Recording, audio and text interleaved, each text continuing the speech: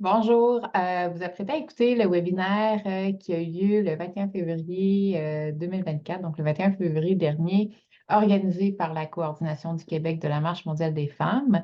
La Coordination du Québec de la Marche mondiale des femmes est membre du réseau international de la Marche mondiale des femmes qui se trouve un peu partout dans le monde. Puis ce webinaire-là qui a eu lieu, comme je disais, le 21 février, il s'inscrit dans une série de webinaires qui nous amène à faire le tour du monde des résistances féministes. L'objectif étant d'inviter des militants du mouvement de la Marche mondiale des femmes des 5 régions du monde. Comme ça, on fait le tour. Le webinaire sur la souveraineté alimentaire que vous apprêtez à écouter, c'est le deuxième de la série, puis invite des militantes de la région de l'Afrique pour nous parler de souveraineté alimentaire. Le premier de la série a été fait à l'automne et invitait des femmes de la région de l'Europe pour parler des services publics. Euh, vous allez voir en introduction, en fait, pas vous allez voir, mais juste avant de débuter ce webinaire-là, ce qui avait été fait, c'est on a invité les participantes à visualiser une vidéo qui a été créée par l'ACOSI, qui est l'Association québécoise des organismes en coopération internationale, qui présente la souveraineté alimentaire, là, l'écran de base. Fait que je vais pouvoir l'ajouter en commentaire là, sous le lien de la présente vidéo. Fait que je vous laisse maintenant l'enregistrement du dernier webinaire qui débute là, par une brève présentation de la conjoncture au Québec avant de procéder à la présentation des deux panélistes qui ont été invités. Bonne écoute. Bon, maintenant, alors peut-être quelques mots sur justement au Québec. Je vais faire ça rapidement. Au Québec, on vit aussi des problématiques importantes sur la souveraineté alimentaire. Toute la question de la défense des terres agricoles, on a 2% des terres qui sont dédiées à l'agriculture. Il y a beaucoup de défis pour les maintenir, entre autres l'industrialisation de l'agriculture, le développement des grosses machines éoliennes à 200 mètres. Il y a plein de projets autour de ça, projets de batterie, etc. Donc, on s'attaque directement à la nature et sur une vue d'ensemble, on peut dire que les développements actuels sont assez inquiétants. J'imagine comme ça se passe ailleurs aussi. Mais ce qui est important, c'est qu'il y a moyen de résister. Il y a de plus en plus d'agricultrices et d'agriculteurs qui développent des projets alternatifs, qui donnent la parole, qui effectivement dénoncent l'exploitation éhontée des terres agricoles, entre autres au Québec.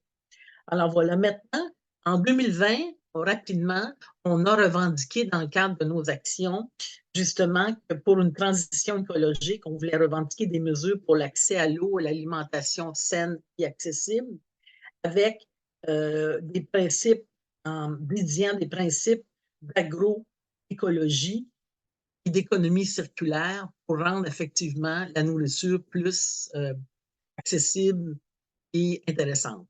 Mais effectivement, on n'a pas eu beaucoup de gains. Voilà.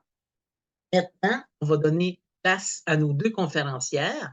Et Nadia, j'espère que Nadia, alors, va pouvoir nous présenter les textes de Solange de la Côte d'Ivoire et de Sophie du Kenya. À toi, Nadia, de lire tes petites présentations. Bonjour. Alors, une de nos premières, je ne sais pas l'ordre de la présentation, mais on va avoir la présentation de Solange, effectivement, qui est une militante de la société civile et de la Marche mondiale des femmes depuis de nombreuses années en Côte d'Ivoire. Solange s'implique pour faire converger les luttes citoyennes sur l'accès à l'eau, à la terre et aux semences en plus de siéger au Comité pour l'annulation des dettes illégitimes qui est situé en Belgique. Donc, bienvenue Solange parmi nous. Et on va aussi avoir une présentation de Sophie, qui est aussi une militante de la Marche mondiale des femmes au Kenya. Sophie est une artiste féministe qui fait de l'éducation populaire et de l'art pour la transformation sociale. Parmi les diverses implications de Sophie, elle coordonne un collectif de théâtre sur les droits humains. Elle est diplômée en sciences politiques et affectionne particulièrement les services communautaires. Donc, bon échange et bonne présentation. Voilà. Alors, merci, Nadia. Donc, je vais vous expliquer rapidement le déroulement. On va avoir 3 blocs. Le premier bloc où on va nous présenter les principaux défis, comment ça se passe au niveau de la distribution de l'alimentation, la santé de la population, etc. Donc, chacune des conférencières va intervenir sur cette thématique, entre autres particulièrement sur les grands défis, les plus grands problèmes. Et dans le deuxième bloc, on va regarder les luttes politiques, les alliances qu'on a pu mettre de l'avant. Est-ce qu'il y a des projets innovateurs? Est-ce qu'on fait des projets spécifiques pour soutenir les femmes qui veulent démarrer des nouveaux projets, etc. Donc, faire ce tour de piste. Et la troisième partie, à ce moment-là, nous aurons place aux questions. Donc, vous pourrez poser les questions à nos conférencières, tout simplement. Alors voilà, donc la première qui intervient. Marie-France, Oui, juste avant, peut-être rappeler autant aux conférencières qu'à toi la diminution du débit, de la vitesse de ta parole, parce que je oui. sais que les interprètes souvent doivent jongler, là, autant pour notre langage signé que pour nos interprètes français-anglais ou anglais-français.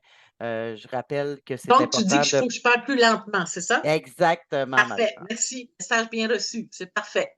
Alors, je vais parler plus lentement. Et entre Sophie et Solange, qui commence la présentation concernant les grands défis, les problèmes importants que vous rencontrez sur la souveraineté alimentaire. Je crois que je vais commencer. Solange. Alors, la parole est à toi, Solange. Alors, vraiment, d'entrée, je voudrais vous remercier. Remercier particulièrement Marie-Hélène, remercier Emilia qui était avec nous à Ankara. Nous étions en octobre à Ankara dans le cadre de la réunion internationale de la marche mondiale. Et c'est depuis ce moment... Excuse-moi, Solange, on ne te voit pas. Est-ce que c'est possible qu'on te voit? On te voyait tantôt quand tu es arrivé. En fait, il fait tard ici. Il est 23 heures ici. Donc, je suis dans un cadre qui ne me plaît pas beaucoup. C'est pour ça. Je suis dans une chambre parce qu'il est 23 heures. Okay. Donc, toutes mes excuses, permettez que je parle sans la vidéo. Et donc, nous nous sommes rencontrés à Ankara et c'est à cette occasion déjà que nos collègues nous ont demandé, nous ont dit l'intention qu'il y avait d'organiser ce webinaire et nous demander si nous étions intéressés à y participer. J'avoue que c'est tout de suite que j'ai dit oui. J'ai dit oui parce que ça va exactement dans ce que, dans mes luttes, ça va exactement dans la réalité de mon pays, qui est la Côte d'Ivoire. La Côte d'Ivoire, pour peut-être ceux qui ne le sauraient pas, pays de l'Afrique de l'Ouest, est un pays à vocation agricole. Et initialement, la Côte d'Ivoire était grand producteur de céréales, grand producteur de produits alimentaires jusque dans les années 90. Et à partir de ce moment, les choses se sont inversées et ce qu'on a constaté, c'est que c'est plus les cultures de rente qui ont pris les relais. Les cultures de rente, c'est le café, c'est le cacao, c'est le coton, c'est l'anacarde, c'est tout, sauf ce qui doit aller directement à la nourriture des citoyens. Et donc, nous sommes devenus, comme on le dit, premier producteur de cacao. Étant devenu premier producteur de cacao, ces productions, je vais dire, de rente sont venues en contradiction carrément avec la production agricole. Les paysans, les producteurs se sont tournés vers ces autres spéculations, abandonnant tout ce qui était au préalable notre vocation à produire du riz, à produire de l'igname, à produire tout ce que les gens pouvaient manger. Et même au passage, je vous l'ai dit, La Côte d'Ivoire était excédentaire en production de riz et nous étions un pays qui approvisionnait les pays voisins parce qu'on a la chance d'avoir de la forêt, de l'eau, etc.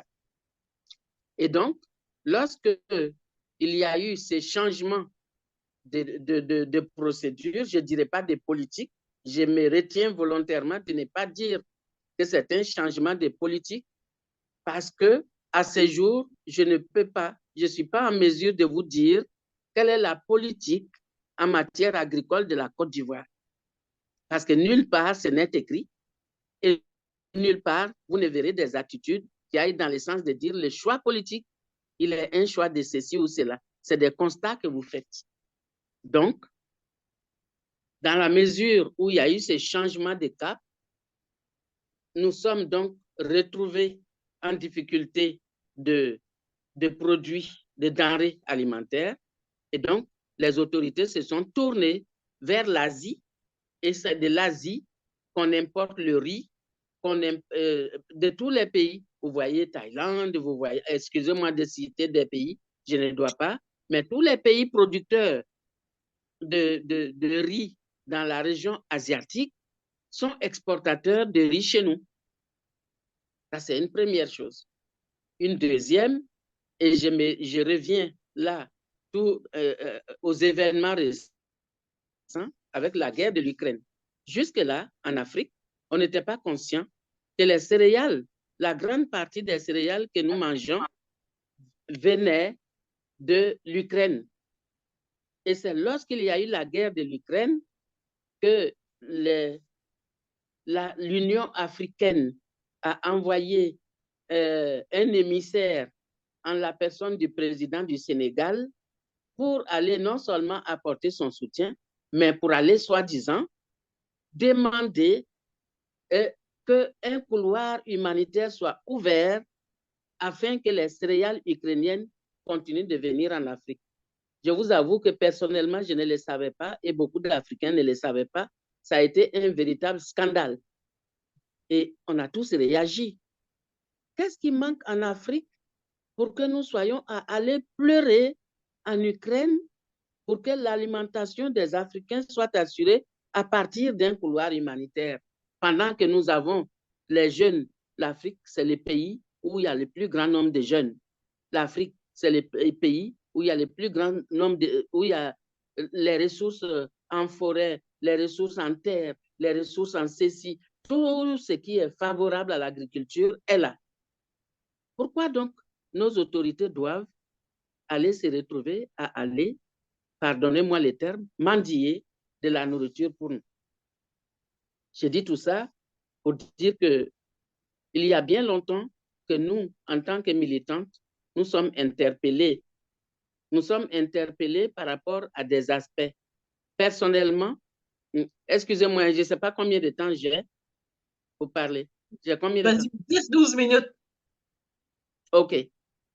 Et donc, voilà, je voulais vous faire un témoignage, je le laisse et je reviens pour dire que donc, dans la mesure où la Côte d'Ivoire a adopté l'agriculture pérenne qui demande plus de terres, parce que pour produire le café, le cacao et être premier producteur, il faut beaucoup de terres.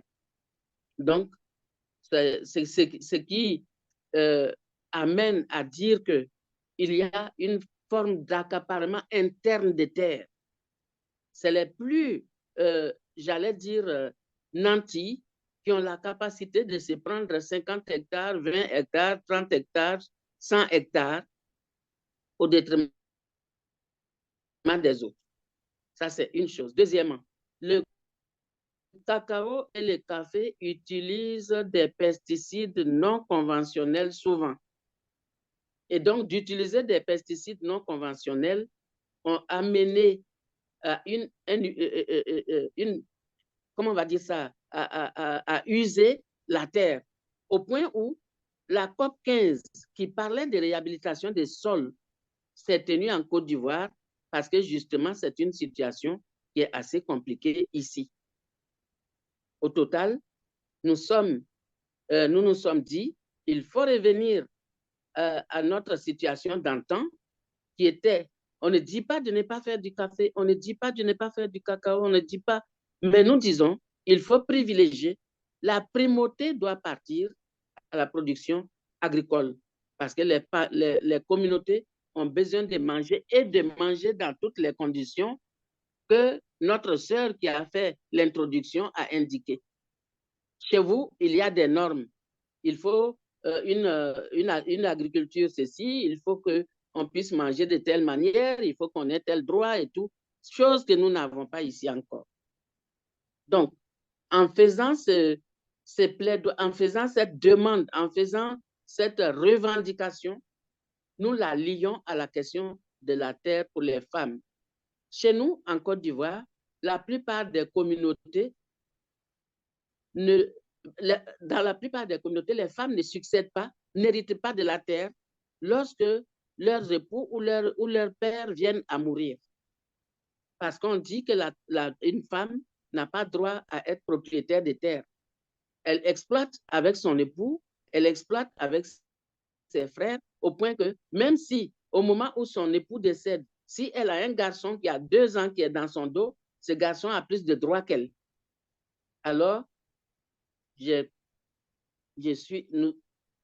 nous avons été 3 organisations à constituer comment on appelle ça, un groupe de revendication dans ce sens. C'était mon organisation qui n'est pas forcément la marche en son temps, mais je suis cofondatrice d'une autre organisation qui s'appelle ASAPSU.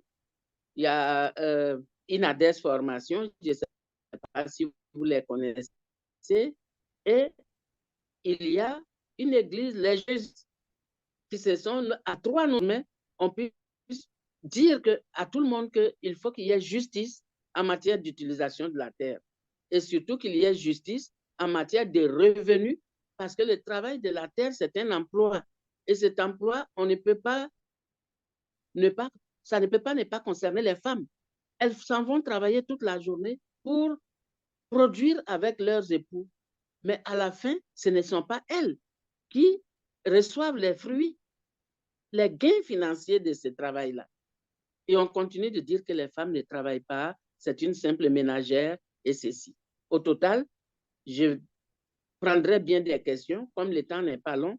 Je voudrais dire que, 1, nous sommes en train de revendiquer le fait que la question de la souveraineté alimentaire doit être encore à l'ordre du jour et nous y travaillons. Et ce ne sont pas les conditions qui manquent, ce ne sont pas les moyens qui manquent pour que cela soit. La deuxième chose, nous voulons lier cela à la question de l'accès des femmes à la terre, à la question de la reconnaissance du droit de la femme à avoir le métier d'agriculteur aussi. Et enfin, nous voulons dire qu'une indépendance, une souveraineté, comme le nom le dit, c'est d'abord par l'alimentation. Vous ne pouvez pas dire que vous êtes chef d'État et puis c'est chez les autres que vous partez pleurer pour qu'on vienne nourrir vos communautés. Donc, quelle politique en Afrique pour une souveraineté alimentaire? Et je vais m'arrêter là et attendre les questions. Merci beaucoup. Alors, merci bien, Solange. Maintenant, moi, je ne vois pas. Est-ce que notre amie Sophie est arrivée? Oui, elle est là. Elle est là. Je ne la vois pas. Et voilà. Alors, Sophie, ce serait à toi de nous présenter un peu la situation et les défis dans ton pays, les défis en lien avec la souveraineté alimentaire et ce que vous mettez de l'avant. Alors voilà, la parole est à toi, 10-12 minutes à peu près. Allez, Sophie. Okay, thank you very much. And thank you very much, Marie and Team Quebec, for organizing this. And thank you so much for having us and for letting us share with you the struggles of African women when it comes to issues of food and our alternatives. It's a privilege because we are in this movement together and we are continually learning from each other Just like Solange, I just want to request if I can do this without my video on. I'm in the middle of a space where we don't have internet now. There's an international conference going on here in Kenya on uprooting fossil fuels. And we are working on it. And now there's no internet, I think. So if you allow me, because I'm using the bundles, I'll be happy to continue my conversation without the video on. Yeah, but I'm so happy to be here, right?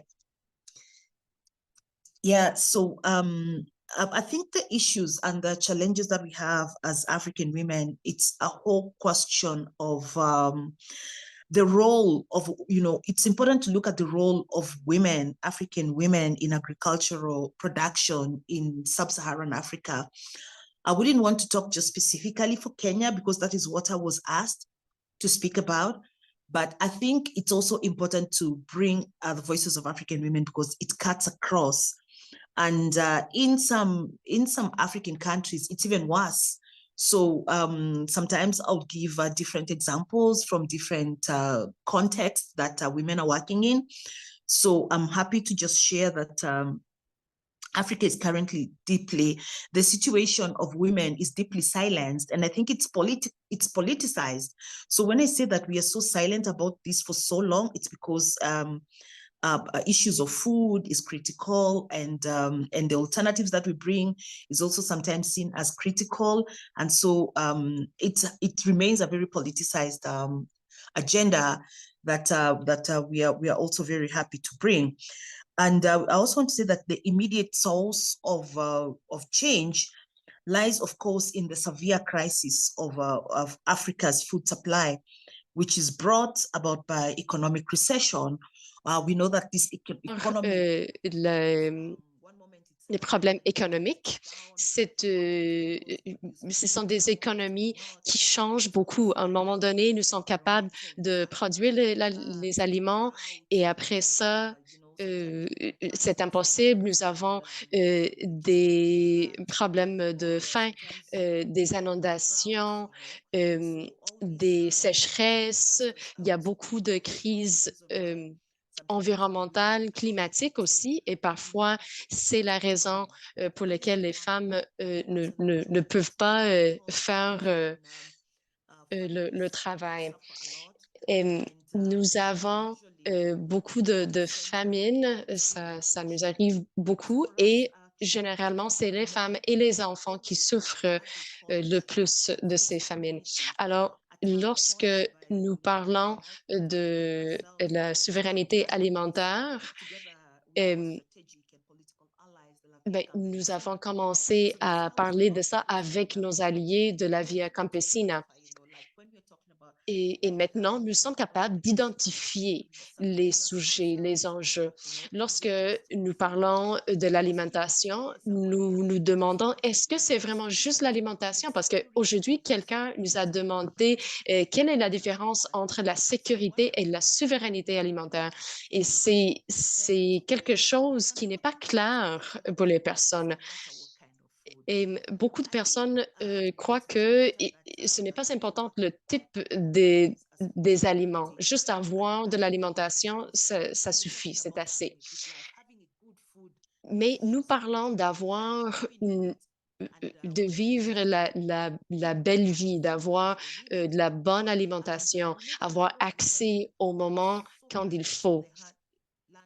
Et nous savons qu'il y a beaucoup de femmes qui ont accès à la terre, mais il y a très, très peu de femmes qui reçoivent une rémunération adéquate. Alors, nous avons maintenant une situation d'une production des femmes, mais ici en Afrique, si quelqu'un arrive à visiter et on ne vous offre pas de l'eau, mais ce n'est pas acceptable. Si j'ai quelque chose, je n'ai rien, ben, il faut quand même offrir quelque chose à manger aux invités. C'est essentiel, ça fait partie de la culture. Donc, si ce n'est pas possible, ben c'est un grand problème. Mais je vais vous donner un exemple.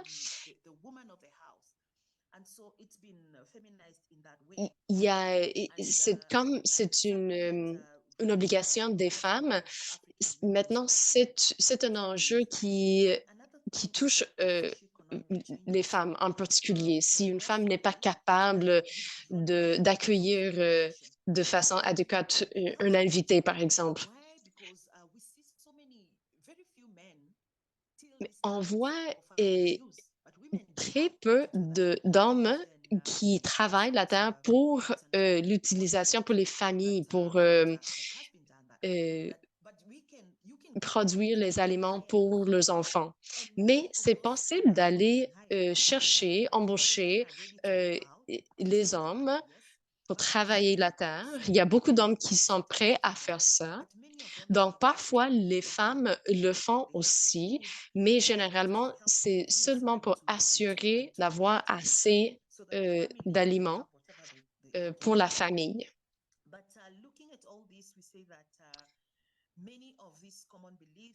Beaucoup de ces idées sur les femmes dans la production en Afrique, ben, parfois, on voit l'idée d'avoir comme l'indépendance des femmes, mais dans le contexte de la production agricole, c'est très difficile. Le travail domestique et toutes les tâches liées à ça, ben, ça prend tout le temps des femmes. Il n'y a pas de temps pour faire d'autres choses. Il y a beaucoup de femmes qui n'ont même pas qui ne sont pas les propriétaires de la terre et c'est très difficile de devenir propriétaire de la terre ou d'aller étudier ou avoir accès à d'autres possibilités comme ça.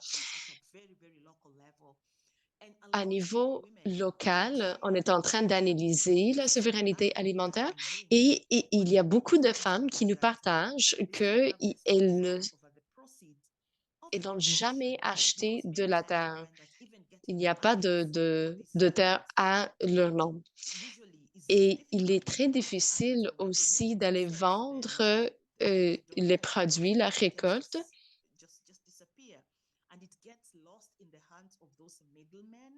Et généralement, il y a des problèmes aussi avec les intermédiaires.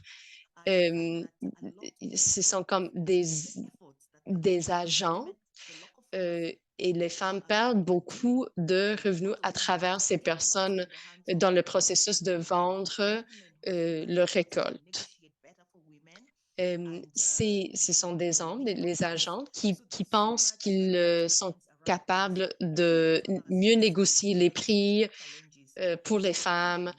Donc, il y a beaucoup de luttes ici autour de l'indépendance aussi.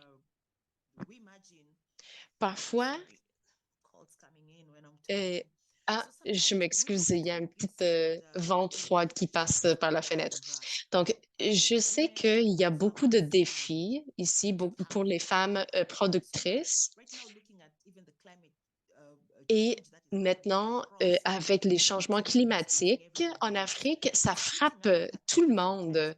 Mais en Afrique, beaucoup d'avantages. Ça a beaucoup d'effets sur toutes les personnes. Et vous dépendez des saisons.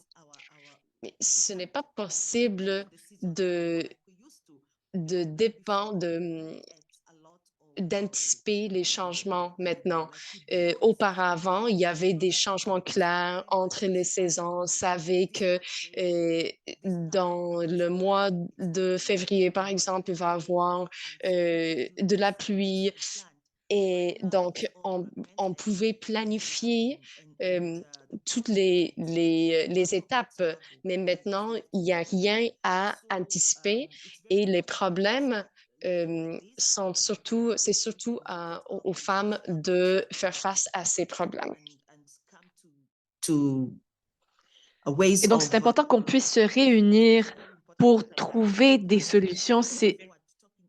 En fait, j'ai très hâte de parler des alternatives possibles parce que ces problèmes auxquels les femmes africaines font face, simplement pour avoir assez de nourriture pour leur famille, sont très grands, sont très importants, et on a hâte de pouvoir y faire face ensemble. Marie-France, votre micro est éteint. Excusez-moi. Alors, comme j'allais tousser, j'ai fermé mon micro. Alors, voilà. Donc, merci beaucoup. C'est très intéressant, Sophie. Et là, nous allons procéder à la deuxième question. En fait, la finale que tu as fait nous amène vers là, c'est-à-dire quel type d'alternative, est-ce qu'il y a des projets spécifiques, faites-vous de la formation politique sur l'accès aux terres, comment vous pouvez mettre de l'avant des projets particuliers, est-ce qu'il y a des coopératives, est-ce qu'on développe de façon différente l'économie, bref. Alors, je donnerai la parole dans un premier temps à Solange, qui va nous parler plus spécifiquement des alternatives qu'elle développe. Et ensuite, notre amie Sophie va revenir. Alors, Solange, la parole est à vous. Oui, merci beaucoup. Je dirais que nous avons saisi une opportunité pour trouver, pour pouvoir soutenir la question de la souveraineté alimentaire et particulièrement chez les femmes. La Côte d'Ivoire a connu une crise politique en 2002 et à cette occasion, les personnes, nous avons les zones, je vous ai dit, les zones grandes productrices de cacao. Et là, une des raisons de la crise avait été la question de la terre où les communautés se battaient sur la propriété. Et donc, la guerre ayant été intense à un moment donné, donc les personnes sont allées se réfugier. Et au moment où elles revenaient, on a dit il faut leur donner des activités génératrices de revenus et tout. J'avais la chance de participer à cette discussion. J'ai dit, mais non, moi, ici, les personnes qui sont parties, c'était des personnes qui exploitaient la terre depuis de longues générations. Quelqu'un vient, n'a aucune formation en activité génératrice de revenus ordinaires et vous lui donnez de l'argent pour ça. L'échec est prévu. Donc, il faut régler le problème de la terre pour que ces personnes reviennent s'installer pour exploiter la terre. Et petit à petit, c'est ce qui a été entendu et les autorités, avec tous ceux qui étaient engagés dans la gestion du conflit, ont compris qu'il fallait que les personnes revenant puissent continuer à faire leur travail. Alors, c'était, comme j'ai dit, une opportunité pour nous. Et en ce moment, la marche mondiale des femmes qui, entre-temps, a créé la coordination en Côte d'Ivoire, s'est donc engagée avec les 3 autres structures dont je vous ai parlé tantôt, pour dire, si on est en train de régler le problème de la terre des hommes, il faut régler le problème de la terre des femmes. Ça, c'est un. Deuxièmement, il faut, au lieu que cette zone très fertile continue d'être une zone uniquement productrice de café et de cacao, il faut faire en sorte qu'ils puissent aussi comprendre qu'il est important pour eux d'assurer au moins ce qu'il faut pour la région. Donc, c'est comme ça que nous avons lancé une initiative ensemble et elle a été soutenue par, je ne sais pas si vous les connaissez, le Comité catholique contre la faim et pour le développement, qui travaille beaucoup sur la question de la souveraineté alimentaire. Ils nous ont aidés à faire les démarches administratives pour que dans la répartition des choses, que tout le monde soit pris en compte, ça c'est un, mais aussi qu'on puisse faire en sorte que les femmes qui ont leurs espaces, qu'elles aient les moyens de les exploiter. Parce que si c'est une initiative qu'on veut corriger, on leur donne et que ça ne se passe pas, les hommes nous diront, bon voilà, on vous avait dit qu'elles ne pouvaient pas. Donc, notre action a consisté à renforcer les capacités des femmes à les mettre même en lien avec d'autres femmes d'ailleurs. On a des contacts avec d'autres personnes pour que les femmes comprennent bien, parce qu'elles aussi, elles étaient bloquées dans la tête. Ah non, on dit que les femmes n'ont pas droit à la terre. Si on le fait, on va nous tuer. T'entends? On dit non. Vous avez la possibilité d'entendre une expérience. On a fait venir des personnes pour venir leur montrer qu'une expérience ailleurs a bien montré que les femmes sont de très bonnes agricultrices. Donc, ce projet, ça va faire 10 années qu'on le conduit. Ce n'est pas facile. On va devant, on revient, mais aujourd'hui, c'est en tout cas assez bien positionné. Donc, comme alternative, dans cet exemple que je viens de donner, c'est qu'on fasse en sorte que la terre, les communautés qui sont sur les terres aient leur mot à dire de façon globale, mais aussi que la parole et les besoins des femmes soient pris en compte. C'est ce pourquoi nous sommes là et c'est ce que nous faisons. Autre alternative pour la souveraineté alimentaire, il faut que les choix politiques soient adaptés.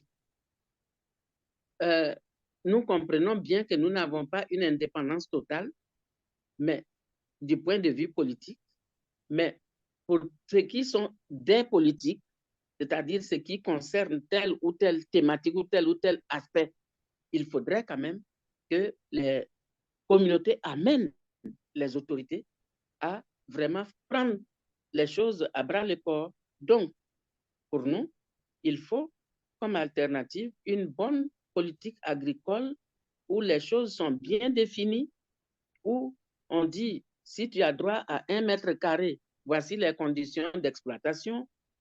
Et puis, comment est-ce qu'on peut soutenir? Et une autre chose que nous disons aujourd'hui et pour laquelle de plus en plus le gouvernement est en train de nous rejoindre, c'est qu'il ne faut pas négliger la question de la production vivrière. La production vivrière, il faudrait aussi que ça soit un cheval de bataille. Et pour ça aussi, il faut se donner les moyens. Autant qu'on donne les mêmes moyens pour faire les productions café, cacao, il faut donner les mêmes moyens pour qu'on puisse aussi faire les autres dans de bonnes conditions. Parce que là aussi, nous avons un autre combat, c'est celui des pesticides non conventionnés. Nous, on sait que c'est plutôt, comment on va dire ça, c'est plutôt danger pour nous. Et donc, ce danger-là, il ne faut pas le négliger, il faut le voir et pouvoir l'aborder aussi. La question de la souveraineté alimentaire, comme le nom le dit, souveraineté, ça veut dire qu'on ne peut pas travailler en vase clos. Nous ne pouvons pas rester Côte d'Ivoire, Kenya, comme ça, et réussir. Et c'est pour ça que je salue l'initiative de ce soir. C'est-à-dire, nous sommes là. Moi, j'ai beaucoup appris avec des amis de l'Amérique latine. J'ai beaucoup appris. Je suis ici au Népal, on est à Katmandou. Je sais, j'ai rencontré des amis et tout ça. Je sais ce que ça apporte. Il ne faut pas travailler en vase clos. Il faut faire en sorte que nous ayons des mouvements qui soient ouverts. Et ces mouvements-là, non seulement vont organiser la lutte pour dépasser les défis, pour dépasser les obstacles, mais aussi que ce soit des mouvements pour lesquels on s'enrichit mutuellement, pour lesquels on crée, comment on va dire ça, une synergie d'action, parce que le monde, il est un. Et je crois qu'avec les questions climatiques, on est en train de bien constater qu'il n'y a pas 20 mondes, il n'y a qu'un seul monde. Si ça ne va pas au Canada, ça n'ira pas en Côte d'Ivoire. Si ça ne va pas au Kenya, ça n'ira pas en France, etc. Il faut qu'on se dise ça. Et donc, cette question que la marche mondiale est en train de mettre au centre de ses actions, en tout cas, moi, je la salue. Ça fait déjà plusieurs années que je suis là-dedans. J'accompagne des femmes dans les villages pour les encourager, pour faire en sorte que ce qu'elles vont produire leur rapporte comme il se doit, pour ne pas qu'on les oublie dans les appuis qu'on va faire aux autres. Et donc, j'accompagne ces femmes-là pour ça. Et cette année, je viens d'avoir la possibilité d'aider 200 femmes pour qu'elles deviennent entrepreneurs dans le riz, à cultiver le riz déjà dans leur région.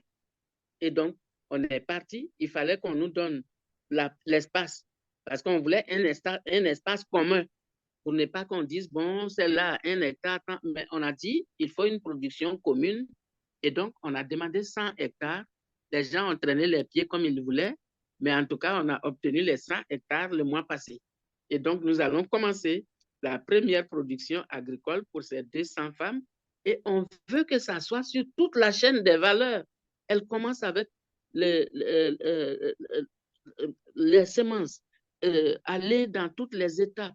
Comment est-ce que le riz, depuis le début, il se produit jusqu'à la distribution?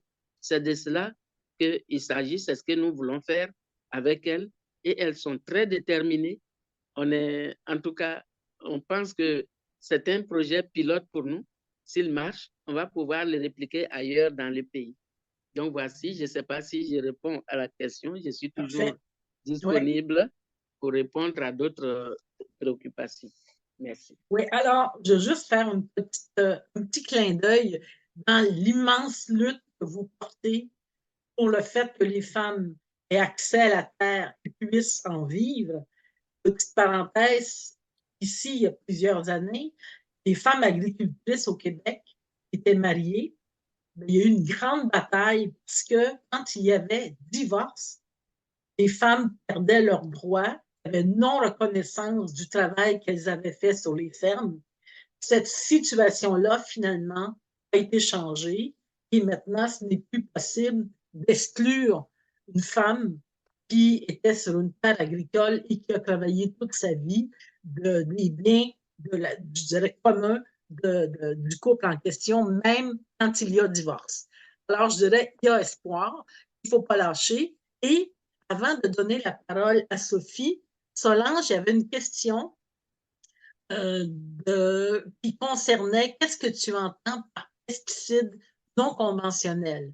Peut-être juste nous préciser cet élément-là, ce que tu as dit.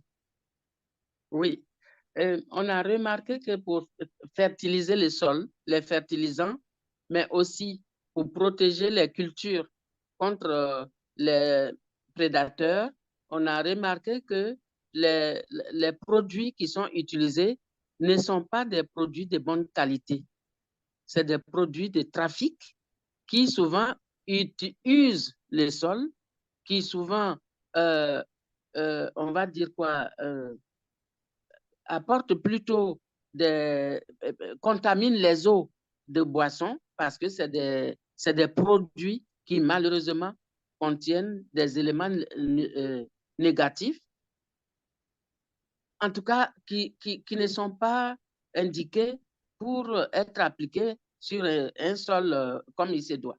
Et au total, c'est l'utilisation donc de ces produits non conventionnels a fini par enlever tous les composants, les bons composants du sol ont été détruits.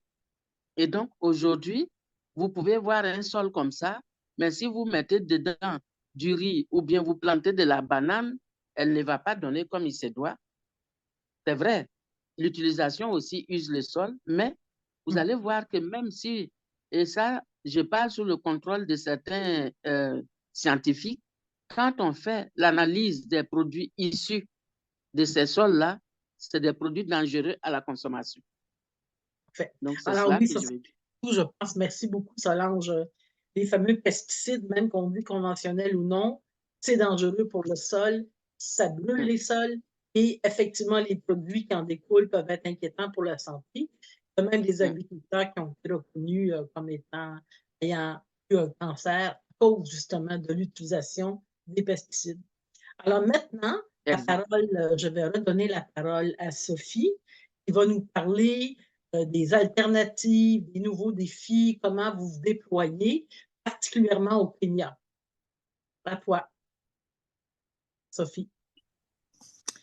Well, thank you very much. Merci beaucoup. Merci pour tout ceci.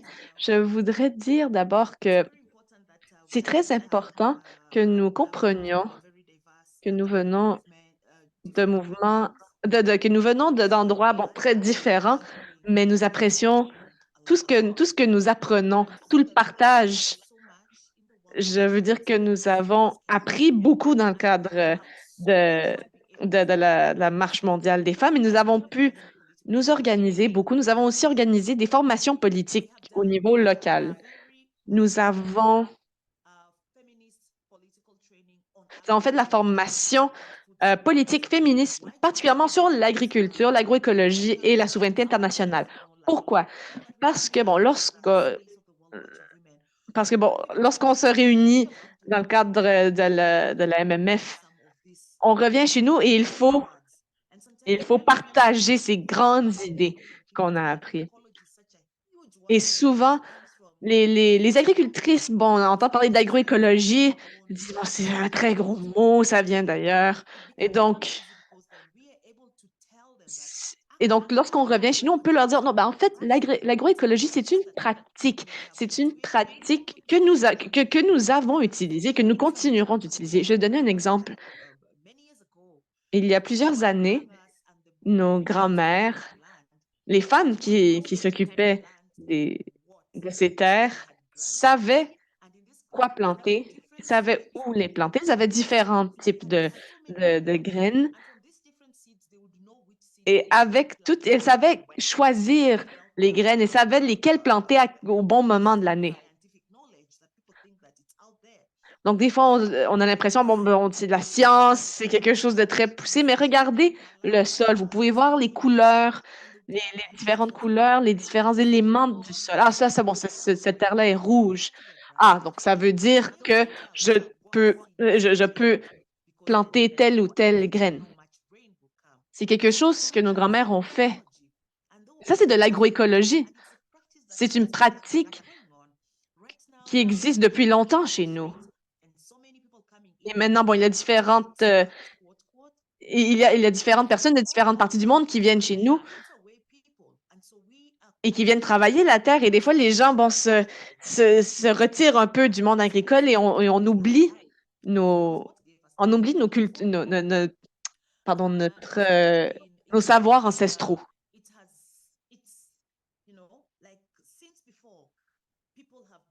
Depuis très longtemps, je me rappelle plus exactement. En fait, les enfants avant, ne souffraient pas de diabète. Maintenant, on a du diabète en très bas âge maintenant. Parce qu'on nous a dit qu'on ne peut pas échanger de graines, on ne peut pas utiliser toutes les graines. En fait, ici, au Kenya, c'est criminel que d'échanger les graines. Comment ça? Une des façons dont les agriculteurs africains gardaient ou sauvaient des graines, c'était en les échangeant. En fait, si quelqu'un n'avait pas les graines si vous n'aviez pas les graines dont vous aviez besoin, vous faisiez un échange avec quelqu'un qui les avait. Vous disiez, bon, prenez celle-ci, plantez ce dont vous avez besoin, mais donnez-moi celle que moi je peux utiliser. Maintenant, ce n'est plus possible de faire ça. On perd ces pratiques qui sont critiques, qui sont très utiles et qui sont des manières de conserver la santé de nos terres. C'est cette souveraineté alimentaire qui nous permettrait d'alimenter notre peuple. Une autre façon dont on s'organise ici, c'est en travaillant en partenariat. Nous avons plusieurs partenariats avec des organisations locales, des organisations qui ont les mêmes objectifs que nous. Et donc, nous créons des synergies collectives. Par exemple, nous avons réalisé que les femmes, nous travaillons avec un centre des femmes africaines qui fait partie de l'Université de Nairobi, qui est une très grande université ici. On a appris que ce groupe-là faisait une étude sur la sécurité alimentaire. Et elle cherchait des organisations qui travaillent sur les questions d'alimentation. Elles ont entendu parler de la Marche mondiale des femmes et elles sont venues nous contacter et nous avons commencé en disant, nous, on ne travaille pas sur la sécurité alimentaire, nous travaillons sur la souveraineté alimentaire et nous avons nous avons pu partager un peu ce qu'on savait. Elles ont été très contentes de pouvoir de travailler avec certaines de nos sœurs qui travaillaient dans les terres agricoles. Actually very, very food insecure. Nous avons rendu compte que Kenya avait vraiment pas un bon niveau de sécurité alimentaire. Alors, on s'est demandé qu'est-ce qu'on fait? Parce qu'à l'université, il y a des chercheurs euh, et beaucoup de ressources, mais parfois, ils se rendent compte qu'il faut parler avec les communautés parce que les vraies solutions sont là. Mais parfois, on s'oublie, non? Mais il y a des organisations internationales qui viennent, qui obtiennent de l'information de la communauté et en utilisant cette information, ils construisent la solution. Mais parfois, les solutions reviennent chez nous de façon fragmentée. Et il y a beaucoup de programmes et il y a quelques programmes où nos producteurs locaux sont en train de travailler. Mais il y a beaucoup de femmes qui ne comprennent pas comment il faut donner de l'information. Et nous savons que notre gouvernement travaille avec des entreprises transnationales et ils arrivent avec leurs semences. Et quand on se trouve dans ces espaces comme ça, il faut que les personnes font face aux enjeux. Il faut vraiment se défendre. Une fois, j'étais dans mon village, le village de ma mère. Il y avait des semences, elle avait des semences des entreprises transnationales et j'ai demandé euh, d'où ça vient, ces semences-là sont arrivées d'où? Et il m'a répondu que c'était des entreprises transnationales qui sont arrivées à donner ces semences-là. Et il y a une sorte de fleurs qu'on voyait partout. C'est des fleurs mauves ou violet, qui est une couleur féministe, non? Mais c'était vraiment, vraiment beau. Mais ce sont des fleurs qui sont en concurrence avec l'alimentation. Et ces fleurs sont vraiment, vraiment résistantes, sont capables de résister beaucoup de difficultés climatiques. Alors, on se demande, c'est quelle sorte de semences? Qu'est-ce qu'il y a dedans? Et parfois, il y a des cultures qui ne sont pas d'une bonne façon, sont vraiment pas des cultures en santé parce qu'ils sont en concurrence avec ces fleurs. Donc, il y a beaucoup de hyacinthes de l'eau. Il n'y a personne qui sait d'où est venue cette fleur, mais c'est une fleur qui est en concurrence avec l'alimentation, aussi avec les poissons, par exemple. Les poissons sont en train de mourir et il n'y a pas beaucoup de choses qu'on peut faire avec les fleurs, les hyacinthes. Donc, parfois, c'est très important de se demander qu'est-ce qui se passe. Donc, ces formations que nous organisons, ces espaces que nous créons, là, on est capable de poser des questions. Les femmes peuvent poser leurs questions et on explique comment on peut mélanger deux espèces, par exemple. Mais les femmes ont l'occasion de poser ces questions. C'est très important parce qu'il y a beaucoup de monde qui croit que les femmes ne posent pas de questions, qu'ils n'ont pas de confiance en soi et surtout les femmes productrices. Mais lorsqu'on on ouvre ces espaces pour elles, pour comme donner la possibilité de poser des questions, on voit un grand changement. C'est possible de parler vraiment utiliser leur voix. Et ici, on parle, par exemple, d'entreprises transnationales avec beaucoup d'argent, avec beaucoup de pouvoir. Donc, il faut vraiment pouvoir protéger, il faut vraiment pouvoir mettre en question. Donc, je crois que c'est très important de continuer ces conversations que nous avons entamées parce que nous sommes en train d'apprendre beaucoup des autres.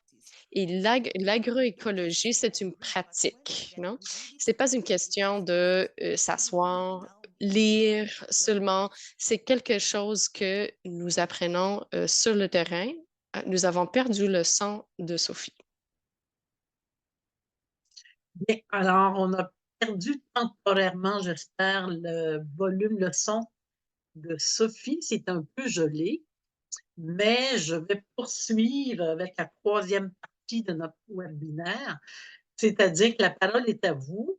Si vous avez des questions sur ce qu'on nous a dit, si vous avez des éléments ajoutés, des préoccupations particulières, alors allez-y, il nous reste encore une vingtaine de minutes. Ce serait intéressant de vous entendre. Alors, est-ce qu'il y en a une qui passe la glace, comme on dit au Québec?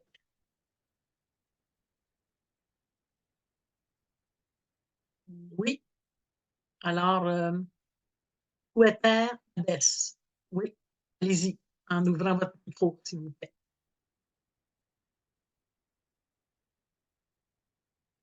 J'ouvre mon microphone. Alors, merci beaucoup les camarades du Québec pour organiser ce webinaire très, très important pour moi, autour d'un thème très important, un thème pilier de la marche mondiale, qui est la souveraineté alimentaire. Et je trouve que, en plus de ce que mes patriotes de l'Afrique, Solange et Sophie, viennent de dire et viennent d'expliquer, dans le contexte africain, Côte d'Ivoire et Kenya, aussi, je trouve que c'est très important de présenter et de faire connaître plus l'histoire de ce concept de la souveraineté alimentaire. Quand est-ce que ça s'est commencé? Comment ça s'est développé au fil des années au sein de la Marche mondiale des femmes et aussi au sein d'autres mouvements sociaux comme la Via Campesina, comme vient de présenter aussi Sophie. Donc, nous savons toutes que la toute première marche des femmes en l'an 2000 a revendiqué la pauvreté à l'encontre des femmes comme violence. Et je trouve que c'est très lié et ça reflète aussi la violence économique qui est, entre autres, qui reflète entre autres la souveraineté alimentaire. Donc, ce concept est très ancien. Ce concept est très attaché au mouvement de la marche mondiale dès le début, depuis le début. Et je trouve que c'est très important pourquoi de faire connaître, de passer le savoir, parce qu'il y a des générations qui rejoignent le mouvement, qui ont besoin de savoir l'approche politique, l'approche féministe du mouvement de la marche mondiale des femmes à ce concept. Et donc, pourquoi je dis ça? Parce que la souveraineté alimentaire en Afrique n'est pas la même en Amérique latine, je trouve. Et mes compatriotes ont parlé de ça. Moi, je reçois par exemple quelques newsletters de quelques organisations qui travaillent sur l'agroalimentaire, qui travaillent sur la souveraineté alimentaire et qui utilisent par exemple la sécurité alimentaire. Et Sophie vient de mentionner ça. Et si on revient, c'est-à-dire au début du développement de ce concept, la souveraineté alimentaire, c'est un thème, c'est un concept politique qui était développé par la Via Campesina pour justement contredire le concept de la sécurité alimentaire qui était utilisé par les Nations Unies. Donc, vous voyez, c'est vraiment très important de faire cette approche, de savoir plus sur cette approche. Aussi, la souveraineté alimentaire, elle est pratiquée dans des contextes régionaux différemment. Par exemple, en Amérique latine, c'est tout un projet politique, c'est toute une approche politique qui fait naître des débats féministes, qui fait développer des débats féministes. Et en Afrique, comme a dit Sophie, c'est une pratique quotidienne. On est intéressé en Afrique à notre vie quotidienne, à notre réalité sur terrain, à notre sol, à notre accès à la terre, plus que développer ce concept politique. Donc, voilà, je voulais parler de ça. Merci. Parfait. Alors, Madame Abbès, juste nous dire de quelle région vous venez, de quel pays? Je suis de la Marche mondiale des femmes en Afrique du Sud. Afrique du Sud. Parfait. Bienvenue. Merci beaucoup pour votre intervention. Merci. Est-ce qu'il y a d'autres questions, commentaires? Moi, j'en aurais peut-être une qui est peut-être plus générale, c'est-à-dire, on a mis de l'avant l'importance des alliances. On a parlé de Via Campesina. Est-ce que vous arrivez à être en alliance avec l'ensemble du mouvement des femmes dans votre pays, dans votre région, entre autres les associations qui défendent peut-être le monde de l'agriculture? Alors, la question s'adresse à la fois à Sophie et à Solange. Ensuite, il y aura Marie-Hélène.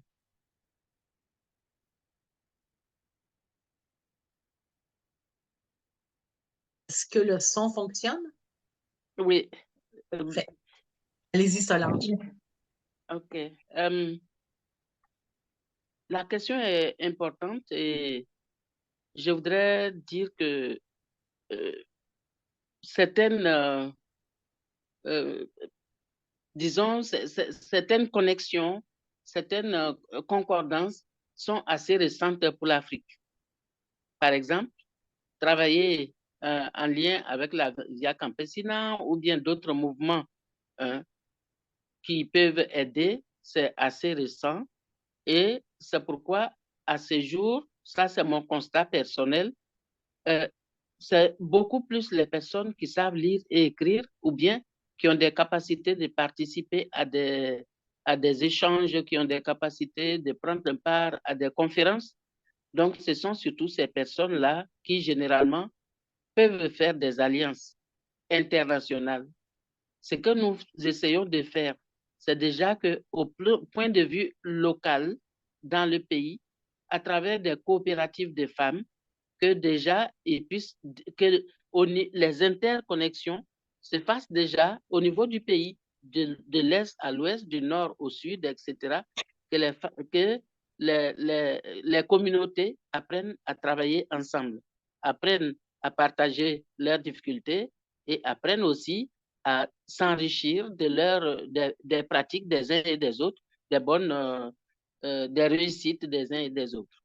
Et je pense que c'est à partir de là qu'on peut étendre le mouvement autour de nous, par exemple, déjà dans la sous-région, faire en sorte que les femmes elles-mêmes déjà, moi je parle de ce qui est véritablement, qui concerne les communautés de façon directe, que déjà les communautés elles-mêmes tissent aussi cette toile, de la même manière que nous qui sommes des mouvements sociaux, nous tissons les mêmes toiles avec l'extérieur. Et c'est, de mon point de vue, la meilleure manière de vite se retrouver, de faire en sorte que ceux qui vont aller chercher les liens extérieurs et avec ceux qui sont en train de construire au plan national, au plan régional, au plan sous-régional, les connexions pourraient être plus faciles à établir. Donc, c'est comme ça que je peux répondre à cette question. Merci beaucoup. Maintenant, Sophie.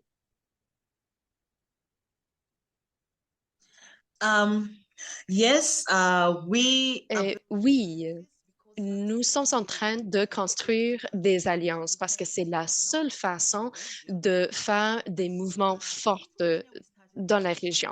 Au Kenya, nous avons commencé à construire des stratégies et à construire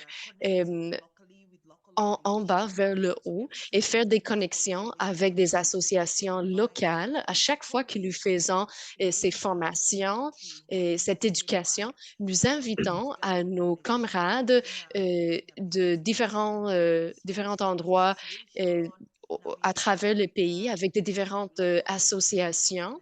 Il y a beaucoup d'organisations locales qui font du travail incroyable et qui sont déjà connectées à d'autres mouvements. Comme Solange nous a rappelé, nous sommes en train de travailler beaucoup avec la Via Campesina parce que c'est un partenaire stratégique très important à niveau international. Donc, nous sommes très contents de pouvoir faire ça. Il y a beaucoup de conversations. Nous faisons beaucoup de rencontres, les sœurs qui font partie de la coordination africaine. Et ces conversations, je pense qu'il y a 2 semaines à peu près, Carter était ici et nous avons parlé de qu'est-ce qu'on peut faire, comment pouvons-nous nous connecter à l'Assemblée des femmes. Nous sommes en train de faire beaucoup de travail très important sur la souveraineté alimentaire dans la région, surtout au sud de l'Afrique. Et pour nous, ce sont des partenaires très stratégiques. Quand nous construisons ensemble, nous voyons que les femmes sont capables de gagner. Il nous manque des choses à nos mouvements, c'est vrai, mais nous sommes des personnes avec beaucoup qui sont capables de rejoindre nos ressources. Donc, nous sommes très contents de pouvoir profiter de ce plateforme. Et dans le cadre de ce mouvement, nous avons appris tellement de choses que maintenant, il faut vraiment faire plus de connexions entre les personnes qui pensent de la même façon. Et en Nigeria, dans d'autres pays, ils sont en train de faire un travail incroyable en lien avec la souveraineté alimentaire.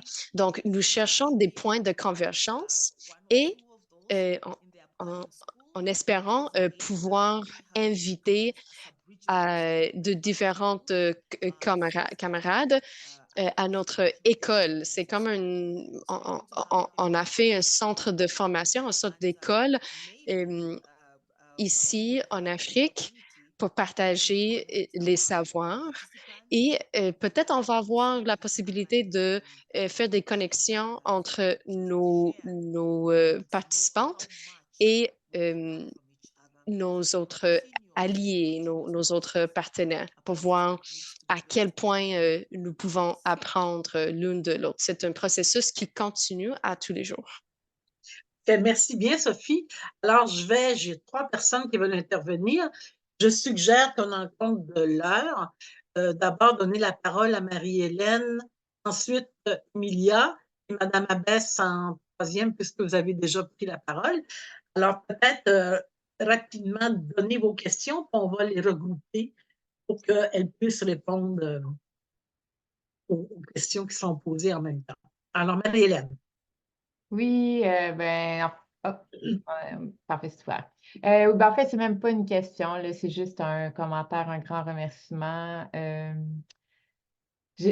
là, je sais que le temps manque, fait que je vais essayer de faire ça bref, mais brièvement, je voulais juste encore une fois remercier les panélistes parce que je trouve que la souveraineté alimentaire, c'est une revendication très concrète pour nous aider à faire les liens entre quand on parle de féminisme, puis quand on parle de justice climatique et environnementale, puis qu'on le sait dans les groupes au Québec, parfois on a un petit peu plus de difficulté des fois à faire ces liens-là, justement même si c'est depuis quelques années, ça se travaille plus. Puis, la souveraineté alimentaire, c'est pas une revendication qu'on porte tant que ça au Québec, outre les groupes, justement, qui sont très ciblés sur cette question-là. Fait que je voulais vous remercier. Puis, je trouve qu'il y a beaucoup de liens à faire entre les luttes qui se passent à l'international, puis local. C'est toute la question de l'accès à la terre. Des fois, on n'y pense pas. Il y a eu des gains qui ont été faits, là. Marie-France en a nommé un exemple, mais même encore aujourd'hui, avoir accès à la terre, c'est très difficile de base pour les femmes encore plus, pour toutes les raisons d'inégalité économique qu'on a. Mais on a beaucoup ciblé, on a beaucoup parlé des entreprises transnationales, hein. Puis la Marche mondiale des femmes, c'est un mouvement qui est transnational, qui justement mise sur les alliances, mais pour combattre des gros monstres, comme l'agro-business. On parle d'accès aux semences, on pense à Monsanto, on pense à ceux qui s'accaparent justement les graines, qui fait qu'aujourd'hui, Sophie l'a bien nommé, il y a une perte de savoir qui s'est faite entre les générations.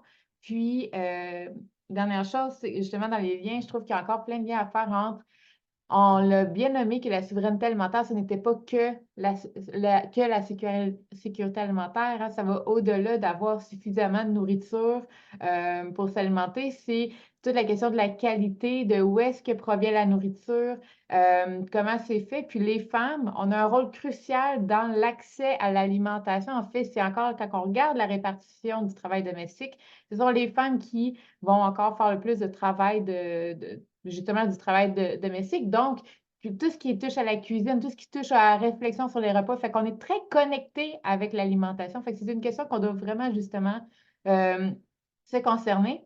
Puis, j'ai bien aimé, dernière chose sur Solange, toute la question de comment on peut parler de souveraineté d'un État si on n'a pas la souveraineté alimentaire.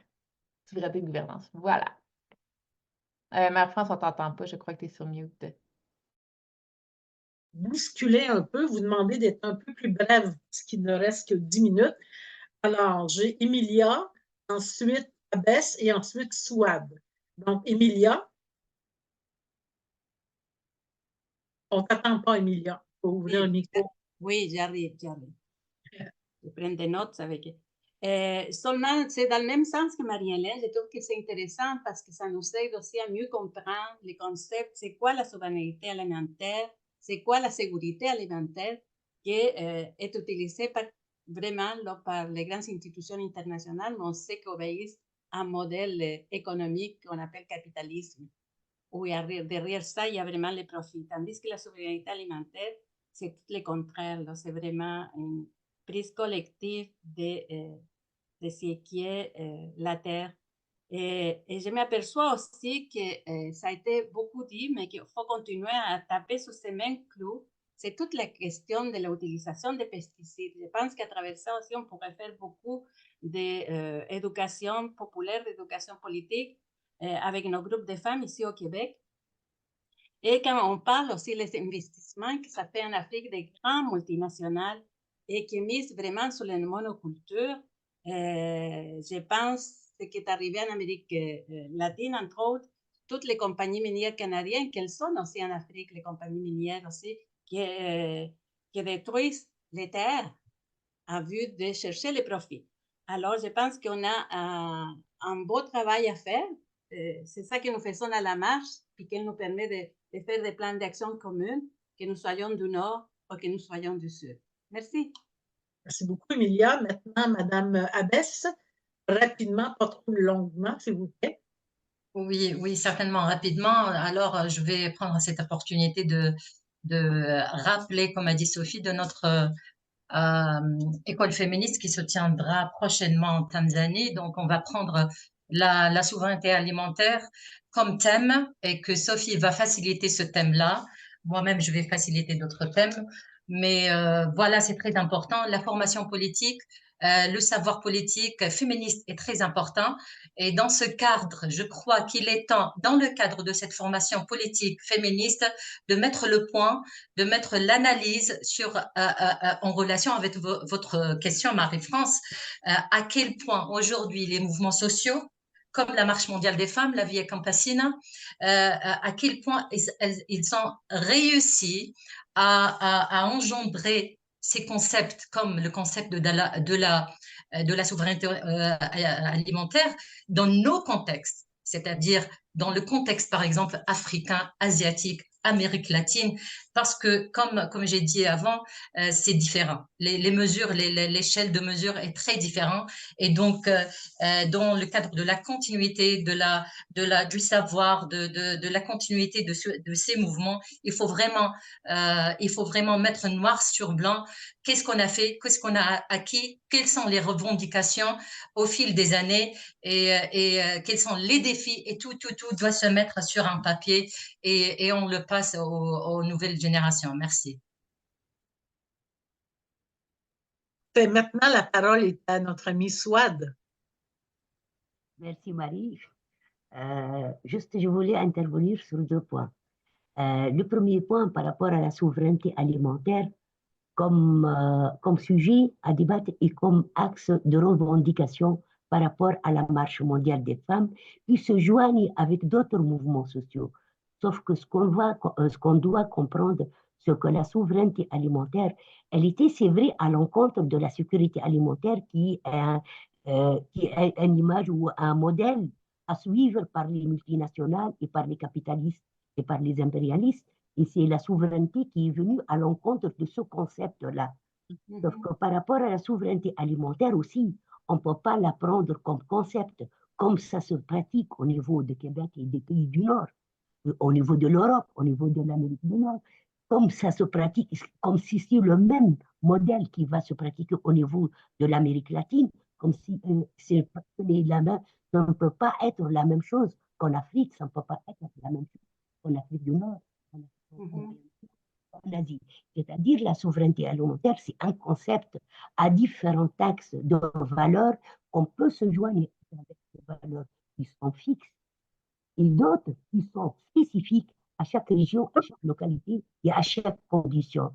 C'est ça qui fait la force pratique, parce que ça a été le premier lieu où la monoculture elle a été exécutée et les OGM ont été exécutés. En plus, ils ont envahi toutes les forêts et la base de l'agriculture et la base de la nature. Maintenant, on joigne la souveraineté alimentaire avec le changement climatique, avec la biodiversité, avec les semences, avec les pesticides.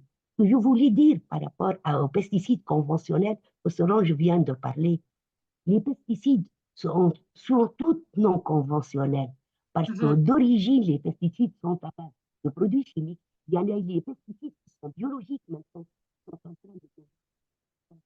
de produits biologiques qui peuvent être bénéfiques. On commence à avoir de la difficulté à t'entendre, Souad. Le son faiblit. Tu veux conclure? Oui, juste pour dire que, comme elle a dit Emilia, on a beaucoup de pain sur la table parce que le sujet de la souveraineté alimentaire, si on veut l'écouter, on veut avoir bénéfice dans tous les régions du monde et tenir l'axe commun dont les femmes peuvent bénéficier, on doit se voir dans nos particularités de nos régions et c'est un axe de bataille, c'est un axe de croisement avec la lutte féministe. Et maintenant qu'on arrive à faire ce croisement dans tous les sens, aussi par rapport à la nature. On t'entend presque plus, Souad. Je suis désolée, mais il y a un problème de son. C'est le micro. Alors, de toute façon, il va falloir conclure. Je comprends de ton message que de dire que la souveraineté alimentaire, c'est au cœur de beaucoup d'éléments, dont la défense des droits. Et là, je ferai un petit clin d'œil aussi à la question de la terre-mère, des communautés autochtones qui, elles, défendent de façon importante, entre autres, les traditions, les semences, etc. Et c'est important de l'indiquer. Alors, on s'est rendu à faire une petite synthèse très brève. J'allais dire que je pense que les défis sont semblables. Comme dit Souad, évidemment, il faut les adapter selon la conjoncture, selon les particularités, mais la ligne de fond, elle est la même, c'est-à-dire qu'il faut effectivement qu'on puisse apprendre les unes des autres, s'appuyer sur l'expérience des femmes, s'appuyer sur le fait qu'elles ont une connaissance historique et il faut le reconnaître et lutter pour cette reconnaissance-là. D'autant plus que les femmes ont un rôle majeur sur la question de l'alimentation et de la lutte à la pauvreté et du soutien aux familles et à l'ensemble de la vie quotidienne. Je pense que ce rôle-là, il faut absolument le reconnaître et le dire haut et fort dans le cadre, entre autres, des campagnes des femmes paysannes et agricultrices. L'autre élément, c'est quand on dit qu'il faut adapter les luttes, tout ça peut se faire, je pense, en faisant un trait d'union entre nous sur comment on peut l'adapter, et tout ça dans un grand mouvement qui est la Marche mondiale des femmes, en lien avec l'économie féministe, qui nous permet de développer des alternatives différentes et qui mènent au même objectif, c'est-à-dire la reconnaissance du travail des femmes, de lutter contre l'invisibilité des femmes, de la reconnaissance de leur savoir, et de faire en sorte que les populations, pour qu'elles soient nourries, c'est important que les femmes aient accès à l'eau, à l'agriculture et qu'on reconnaisse tout cela. Alors, je vais conclure de cette façon. Je veux simplement remercier très chaleureusement notre amie Solange et Sophie. Vos interventions ont été éloquentes, très intéressantes. Et je trouve qu'on apprend, comme vous le dites, on apprend beaucoup les unes des autres en voyant comment on peut développer en solidarité nos revendications.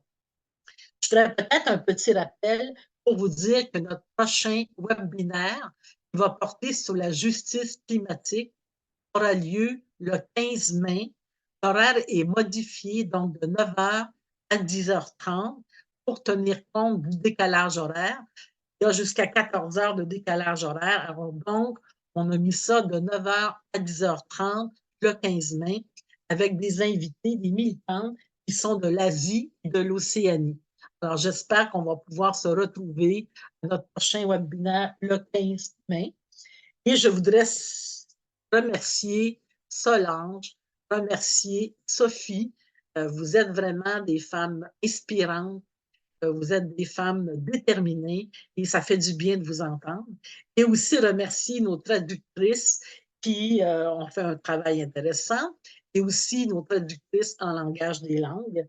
Et dernier remerciement aux membres du Comité de solidarité internationale de la CQMMF qui ont travaillé à organiser cette série de webinaires. Sur ce, je vous salue, je vous dis à la prochaine et on espère vous revoir très bientôt. Merci pour votre participation et solidairement. Bonjour tout le monde.